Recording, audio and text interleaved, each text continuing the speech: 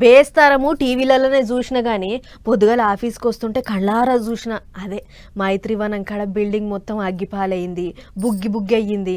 నాకైతే అయ్యో దేవుడా అని అనిపించింది. మరిగా పట్నం నడిబొడ్డున గంతగానం మంటలు లేచి ఆస్తులన్నీ తగలబడ్డాయంటే చిన్న ముచ్చట కాదు కదా.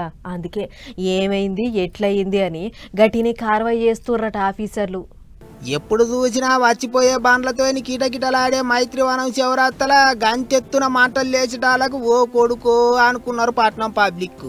బేత్తారం అన్ని దిక్కుల గదే ముచ్చట నడిచింది. ఇంకా నయ్యం దేవుని పుణ్యాన ఎవరికేం కాలేదు.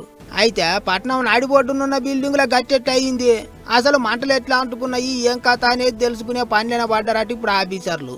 హైడ్రా పెద్దసారు రంగనాథు తత్తిమ ఆఫీసర్లు పొద్దుగాలినే బండి కట్టుకొని మైత్రివనం శివరాత్రకు పోయిండ్రు. గా మంటలు అంటుకున్న బిల్డింగ్ పక్కపోయించే ఉన్న మెస్సులకు పోయిండ్రు. మెస్సుల వంటలు వండే జాగలకేంచే నిప్పు రవ్వలు ఎగిరి పడతా ఉంటాయని కొంతమంది మాట్లాడరు కదా. అవో దాని మీద కూడా అన్ని తీర్ల చెకింగ్లు చేసిండ్రు.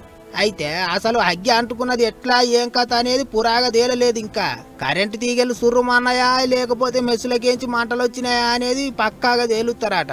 ఇక పట్నంలో తాపకో కాడ మంటలు లేస్తున్నాయి, పెద్ద పెద్ద బిల్డింగ్లే కాలిపోతున్నాయి.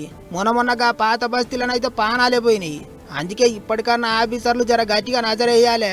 బిల్డింగ్లలో మంటలు ఆర్పే సౌలతులు అన్ని పర్మిషన్లు చెకింగ్లు చేయాలి అని కోరుకుంటారు పట్నం పబ్లిక్.